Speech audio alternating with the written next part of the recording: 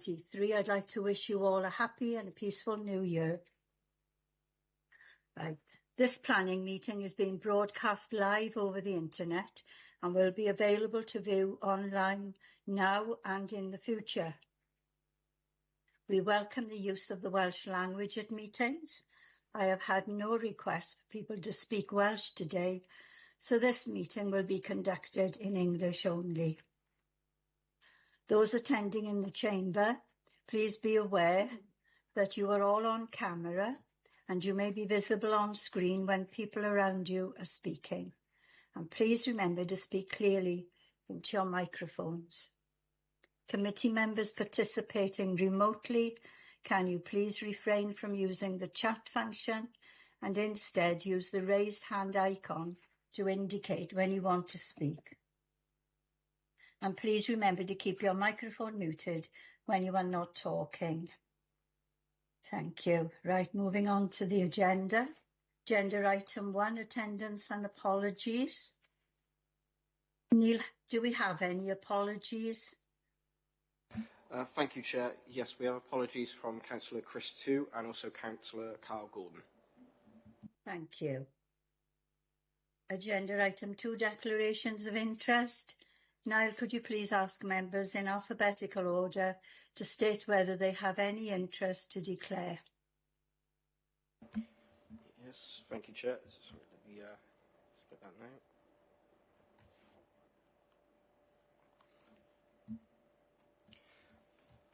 Okay, so Councillor Ashley, we have you having a personal interest in agenda item 4 as a member of Cwmbran Community Council. I am, yes. Okay, and Councillor Best? Yes, I'm on the Fire Authority and they were consulted on this, so I think I should declare that. Okay, Councillor Evans? Yeah, I'm on the Fire Authority as well, yeah, and they've been consulted. Okay, Councillor Horler? No interests. Councillor Gaynor James? No interest. Councillor John James? No interest. Councillor Jones? None that I'm aware of. Chair? Nothing to declare, thank you. Councillor Slade? No interest to declare. Okay, and Councillor Williams?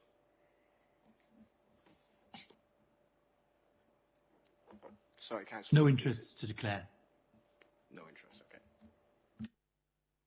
That concludes it, is it, Neil? Niall, sorry. Oh, that's fine. Yeah, that's all of us.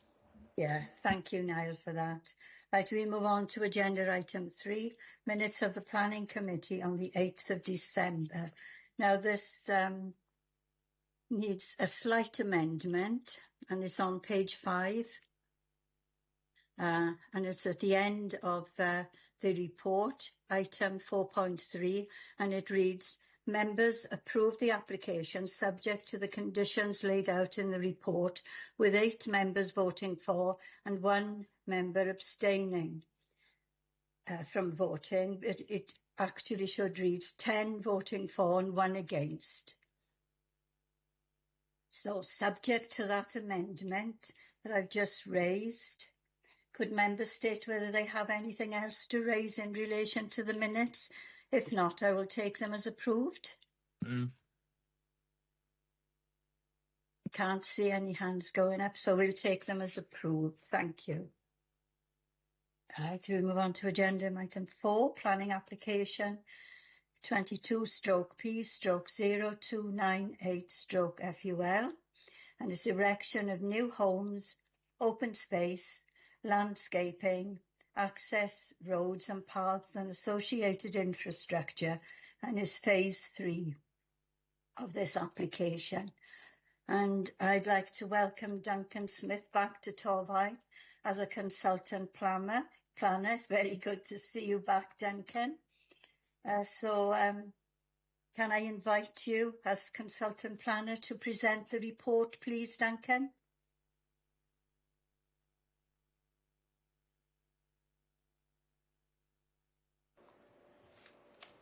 Good afternoon. Chairman, members and members of the public. First slide is on your agenda, so that's pretty straightforward. Second slide is an extract from the local plan.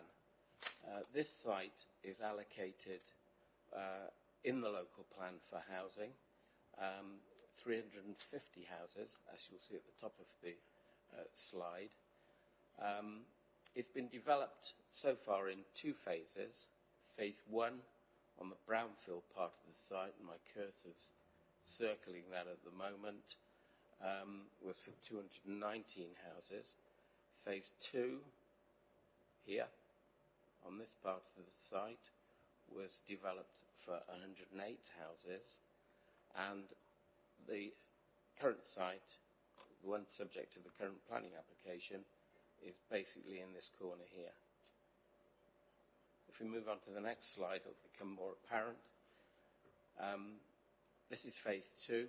I'm circling phase 2 at the moment. And the approval from phase 2 required an access stub to be provided to allow development of phase 3. And that access stub is virtually, it is where it's in place, and it's where my cursor is at the moment. And then the site subject to the application that we're considering this afternoon is the site that is sort of highlighted with the red boundary, and that is the site. So if we move on to the next slide, we go into more detail on the site here. Basically, the site comprises 4 fields. My cursor is here. We are. 4 fields, and essentially the original application that was submitted was for 84 houses, and essentially that application strayed into fields 3 and 4, these fields at the bottom here. As a result of negotiation with the developer, the development was drawn back into fields 2 and 3, and essentially leaving fields 3 and 4 free from development, apart from, and I'll come, there is a small bit of development in there, but I'll come to that in a moment. In terms of the ecological aspects, and that's the key issue here, the ecological assessment found that largely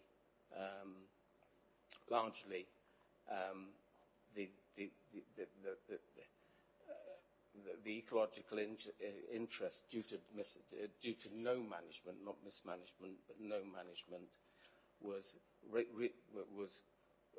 poor, except for field 4, which is this field here, and the eastern side of that was found to be still ecologically important, alongside the edging of this field here, in which there is a hedge line which follows St Giles Road. Can we move on to the next slide? So in terms of the development of the site, if I go back to the access stub from phase 2, my cursor is on that at the moment, and essentially the development follows in a line, oops, I've turned it off, in a line south, ending at the bottom of field 2 here. Fields 2, 3 and 4 remain undeveloped. Essentially, the only little bit of development in there is a leap and a lap, a play facility. In comparison to the original application that was submitted, development has been removed from fields 3 and 4, apart from the leap lap that I've mentioned, and essentially the boundaries of the site to St Giles Road and to the fields that remained as part of the development of Phase 2, a strong buffer has been created to the development on those boundaries. Essentially, the development is for 70 dwellings, and I'm going to go back to the beginning now. Essentially, the site was allocated for 350 houses. Already 327 have been built on phases 2 and 3. So this development takes the total number of houses to be developed on this site to 397, which is 47 in excess of the 350 that was allocated in the plan. If you go back to the local plan and its passage through inquiry, the examiner at that stage, who reported on that plan, essentially set the level at 350. It had originally been at 456. When he set that level, he said that a balance had to be drawn between ecology and the need for homes, this being a sustainably located site. And my report essentially takes that as the first issue to be taken on board, that the ecology has been adequately addressed, and then covers the other issues that need to be addressed as part of determining this planning application. Thank you very much, Chairman. Thank you, Duncan. Right, I can't see any hands up for questions. I can see one. Councillor Stuart Ashley. I'm hesitant to leap in here. I remember that we did a site visit on this site, and it's certainly challenging. Do you remember that, Chair? And Yes. I also remember that we had problems, I think it was phase 1, with the hedge up on St Giles Road. I remember that well because of the enforcement we had to do. I hope that the developers have learnt a lesson on that one. But the other aspect of this, which is important, I remember Steve Williams talking about this as well. It'd be useful for other members of the planning committee to get a feel for this, if Steve could outline some of the things. If I remember right, Steve, this site needs managing in the ecological sense, because it's a sink, if I got it right, and it's a while since we visited this one. It's a hay field with the two fields that Andrew's outlined. Hello, by the way, hello Andrew, welcome back again. If I remember rightly, the value of the site is the fact that these are, like hay fields, need to be managed in that way. Am I not right on that, Steve? I'd welcome to explain your reasoning behind what you're recommending, what suggesting in terms of management. And it's important, I have read this, that this is maintained. Now, we've had some experience with other developments, and I'm in favour of this, to be quite frank. It needs doing, and it's part of a phase thing which we've improved, so there's no way I'm not in favour of it. But bearing in mind we've got the community farm next to it, and we've got a wonderful landscape here. I hope, and I do take what the inspector said about it fits within housing and ecology. I will say that as a member of this committee. But Steve, could you explain the logic of this, please?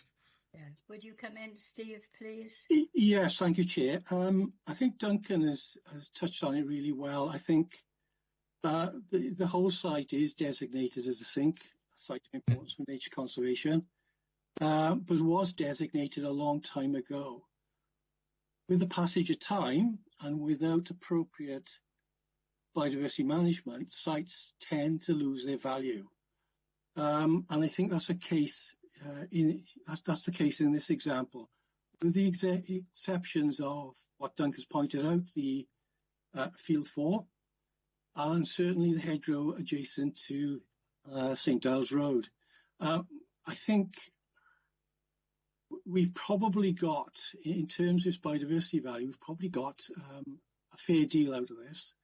retained the field which is still sink quality, and retained another field for biodiversity enhancement. So in that regard, given the site has lost its value over time, I think we've got a sustainable compromise. But Councillor Ashley is right. You can designate hay meadows at a point in time, but if you lose the management or sympathetic management, then those sites become of less value. I'm going to ask a further question on this. The agreement we've got, I presume we've got an agreement with the developer, it's not council managed. How long does that last for? And bearing in mind that what Steve's just said there, it does need managing to be of any value. And then the secondary question was, I've noted there's a kind of environmental corridor going on here into the farm, you know, the farm site, and as well. Is that of value that actually there is this sustainability, and obviously the gardens and everything in there would form part of that sink as well? How much do you value that then, Steve? Ecological connectivity is really important. If you look at Planning Policy Wales, it teases out that all those elements, green infrastructure, connectivity, permeability through the landscape, but it also talks about placemaking. Yeah. It talks about ensuring that if there is an acceptable development or proposal for development, you integrate your green infrastructure and your biodiversity assets within a placemaking approach. And again, without sort of repeating myself, I think that's what we've achieved on this occasion. You know, as I said, the site 10 years ago was of sink quality, but that has diminished over time. But the assets which are being retained will be subject to a wildlife protection plan and an ecological management plan. Right, are you satisfied, Stuart? You're not, you're muted. Look, I mean, we've had it. We started with phase 1, phase 2, and I think we are where we are. The only comment I've got is this just needs to be enshrined as much as it can. I'm a little bit perturbed about they were what they were 10 years ago, because I've been on this council 10 years, and I maybe mitigation method. Is there any? The only other question I would ask, I'm sorry to hog this a bit, is whether we can mitigate any of that, or we are where we are because that's 10 years later. I don't know about this, Steve.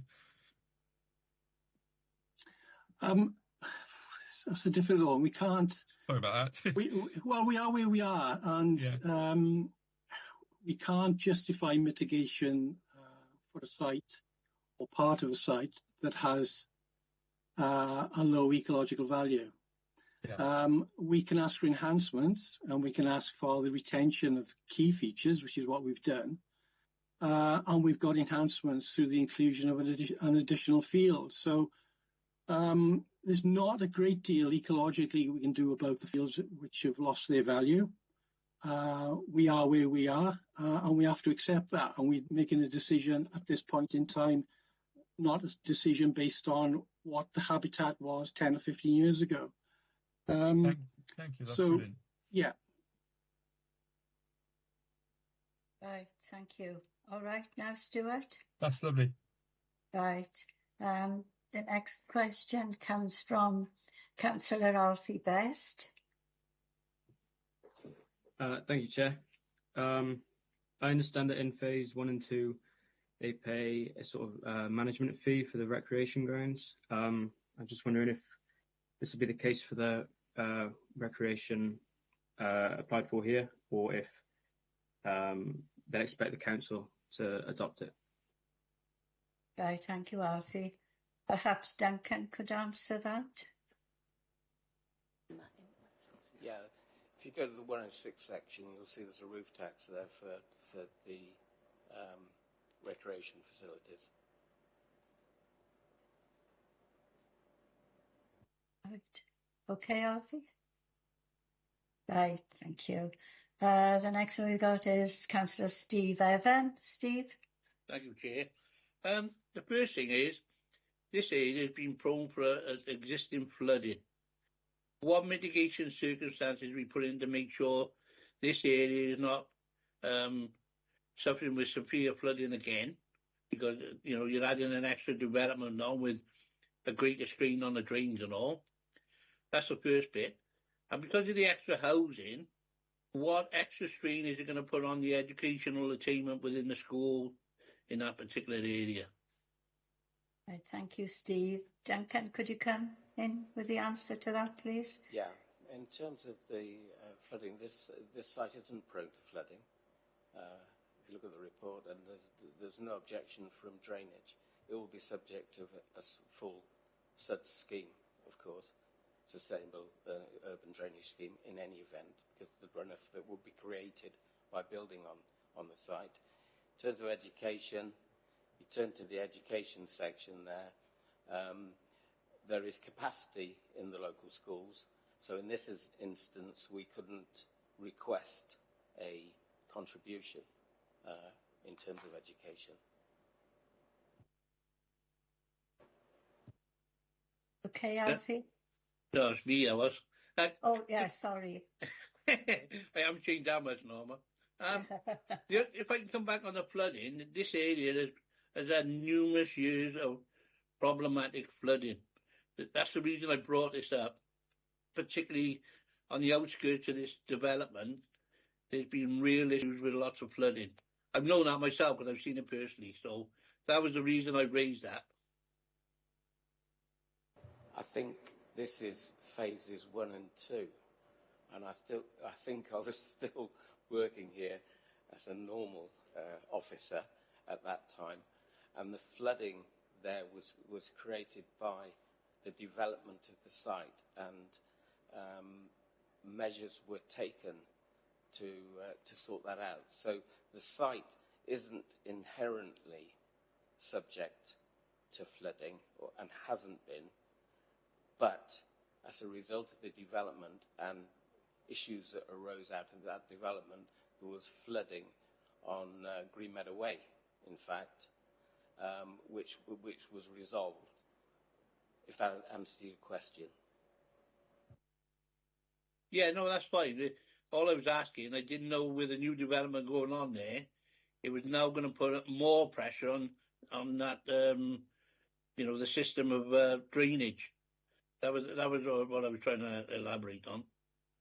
Through your chair, I think it was a one-off when phase 1, in fact, was developed, I think, where the problem arose, and it arose from activities not relating to the inherent geography of the site, but to what was going on inside while the development was taking place. Thank you, Chair. Thank you. Councillor Janet Jones, did you want to ask a question? Or did someone else ask the question before you came? Yeah, Steve caught my thunder. I was just concerned about the education, but it's been answered. Thanks, Chair. Thank you. Is there anyone in the chamber, Geraint, to ask a question or wishes to ask a question? No, nobody's got their hands up in the chamber, Chair, but I can see Councillor Ashley's yes. and now Councillor Williams. Yeah, no members in the chamber, Chair. Right.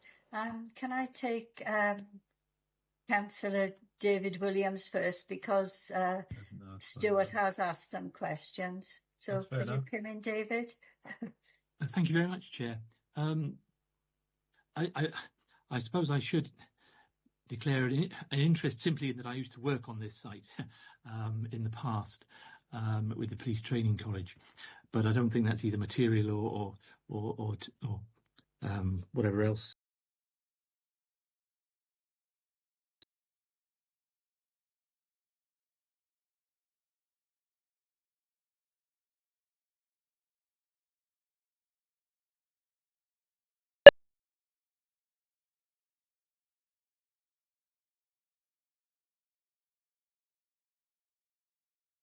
Interest, even though it's noted that it's unlikely to be on this site.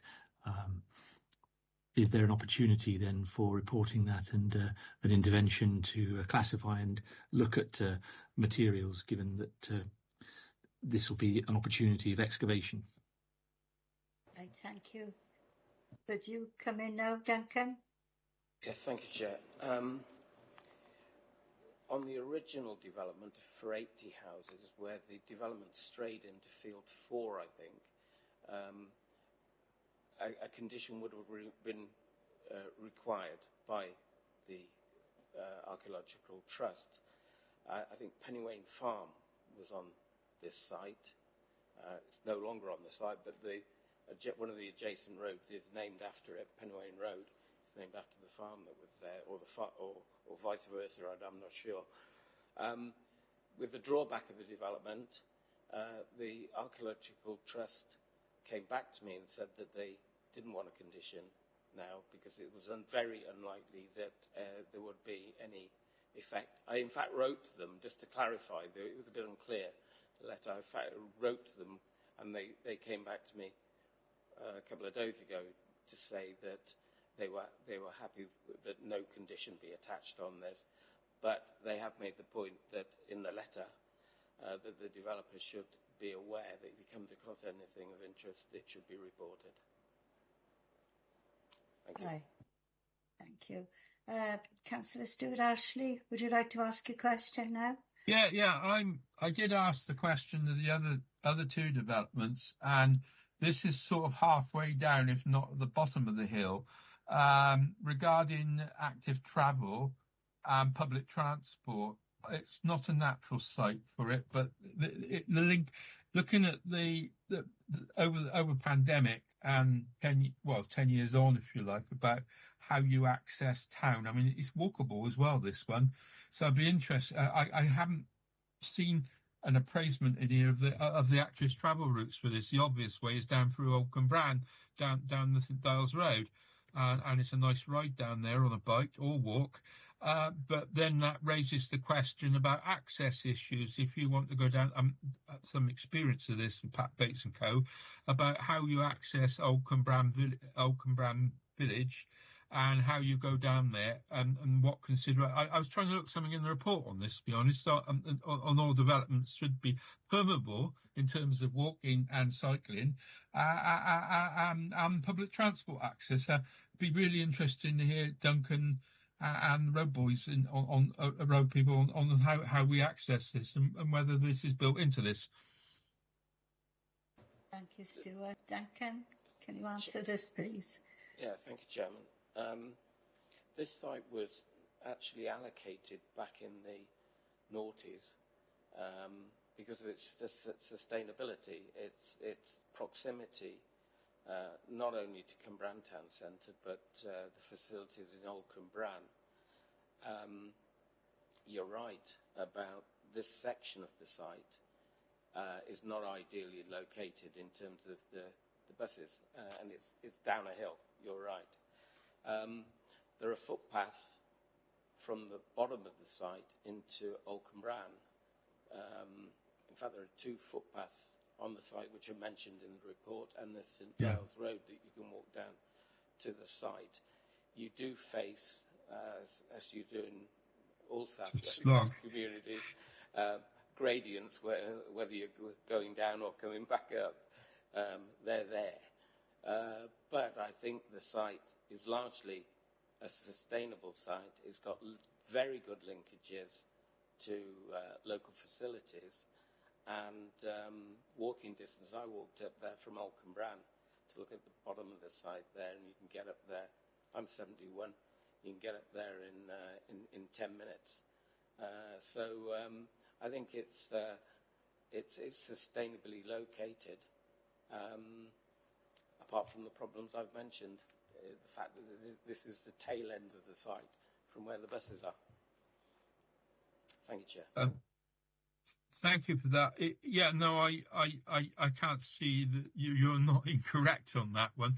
My only worry with some of these sites is holes in hedges type things to get out onto routes. And I just wondered whether we've looked at, how this is the only problem of having set up where we formally make sure there is routes out, both cycling and pedestrian, because that otherwise the desire lines will be had. and I wondered whether we'd gone beyond the desire lines. I mean, the only other aspect of this, that there is obviously one way in and one way out of the state, which was always part of the plan, as far as I could see. It is encouraging now, 10 years on, or whatever it was from the first development of this, that we encourage people to walk, actively use public transport or active travel. So that is something that's more pertinent since pandemic, and keeping people healthier, which is the future generations side of what we do. Thank you very much, Andrew. Thank you, Stuart. The next question comes from Councillor David Williams. Can't you, Dave? You're still muted, David. Apologies, thank you, sorry. It's a quite specific point, which was the bottom of page 45. The 4 Kenley house types do not meet necessary standards. Applicant has been requested to address this issue. Outcome of discussions to be reported to planning committee. So, hence, what's been the outcome of the discussions? Yeah, the Kenley's been replaced with the Olive house type, which fits the requirements for affordable housing. So it's been addressed, and the plan I showed you actually shows those changes on the site. So the affordable housing requirement is met on this site. Thank you very much. Thank you. Councillor Janet Jones. Question. With the increasing number of properties being built, and I've gone through the report, and there seems to be a really major concern about parking issues and the adequate use on the highways. Has this been totally addressed to meet all the criteria? Because I see it's residents' requests and responses that are coming as well. And would there be a need for traffic calming, bearing in mind we're on the next phase now? Would you come in, Duncan?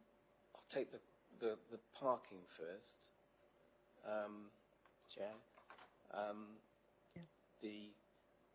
As you can see from my report, the site is, in terms of the standards, if you apply the standards, it's 6 spaces below the requirement. That amounts to a 3% difference or lack, and on balance, we felt that was acceptable on this site. Ideally, and the report does say this, ideally there should have been, if this had been planned from the beginning, if a brief had been prepared for this site, then the possibility of including a loop road on the site would have been achieved, I think. That wasn't done. The site's been developed incrementally, phases 1, 2, and I think it was Councillor Ashley who said earlier, we are where we are. We are where we are. The permissions have been granted. In terms of phase 2, the stub to go into phase 3 was required by the council. So I think where we are, and to include loop road or a secondary access at this point would have meant building roads across potentially the very thing we want to save on this site, which is the field system. Furthermore, any access into this part of the site would have to come from either St Giles Road, and those who know St Giles Road, it's a single track. The alternative to that would have been Melbourne Court or Salisbury Court, and again going into those areas for secondary access from this, I did think would not be acceptable. The Highways officer said in his comments that wouldn't have been acceptable. So overall, I go back to Councillor Ashley again, we are where we are. And the access has been deemed safe by the the highways officer and access for emergency vehicles is acceptable, standards are acceptable that have been applied on site. Thank you, Chair. Thank you, Duncan. Thank you, Chair. Thank you. Councillor Stuart Ashley, I can see your hand up again. Yes, my hand is up. Duncan did quote me on that, and I must admit, we are. And you've made a very valid point there. You can't put turning in there. The other aspect of this I was going to ask, because we are somewhere else as well with global climate change, etc. Someone did raise a very valid point about having the whole thing e-connected. It does raise the point also, which is something we've only just been considering, is how we make this this development future-proof, because one of the issues it's raising its head now is charging and stuff like that in e-vehicles. And I wonder what the trend is for states like this now, when people are starting to look not so much at ordinary vehicles as e-vehicles, and we've got a lot of social housing coming in here. There's questions around all of this. So I don't know what the trend is. It's something planning committee is going to have to grasp a bit, I think. You raised the idea of digital connection. You've also raised the idea about the road system. We are under the parking for normal vehicles, but does e-vehicles make a difference? I just asked the question because I don't know. It's a simple answer. Right, thank you, Stuart. Duncan, please. You're coming into the realms here of going beyond, I think, I know. the legislation. I'm well aware. You're going ahead of the legislation, if I can say that. This site, in terms of what it gives to residents, in terms of roads, etc., meets all of the standards. The houses meet Part L of the building regulations in terms of requirements. It goes beyond that in some way. There is a climate change statement submitted with the application. I've seen that. It goes beyond that into the realms of non-legislative, passive design, layout, influencing the heating of houses and things like that. But I think whilst we can require electric vehicle charging points on certain developments, we can't in terms of housing. So it meets the requirements as we stand at the moment. That may change quite quickly, I would have thought, in terms of legislation, but that's what's required. Yeah, sorry about me going there, but it was something that they brought up about the digital and connected communities, and if we're going into the future, thank you. There are elements of this which I noticed were way beyond what some developments do. So, but I will take the point about the road. I did say that. If I can just come in, if you look at the report, there is a condition on there regarding digital connection. That's required now by Future Wales.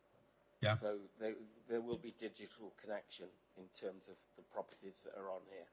I thought you were referring just to vehicles in your question. So no, I was referring to both, because what we've looked at, it's evident to a lot of us that practices now, people are working from home. So and requirements for getting to work, etc., are quite different to what they were probably 4 or 5 years ago.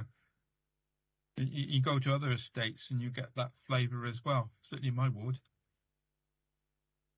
Right, thank you, Stuart.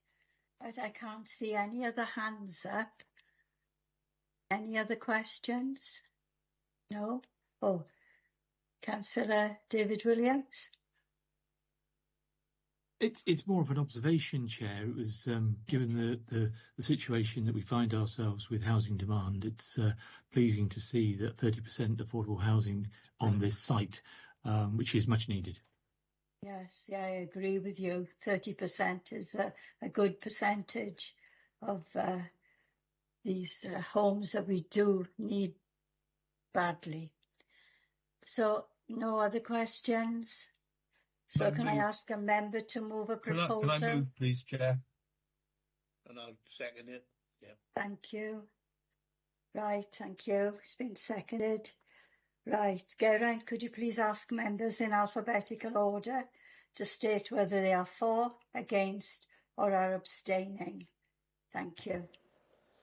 No problem. Thank you, Chair. If I can start with Councillor Ashley, please. For. Councillor Best. For. Councillor Evans. For. Councillor Haller. For. Councillor Gaynor-James. For. Councillor John James. For. Councillor Jones. For. Yourself, Chair. For. Councillor Slade. For. And Councillor Williams. For. That's unanimous, Chair. Thank you. Yes, that's unanimous. So this application has been approved. So I thank everyone for your attendance and your contributions, and I'll now close the meeting.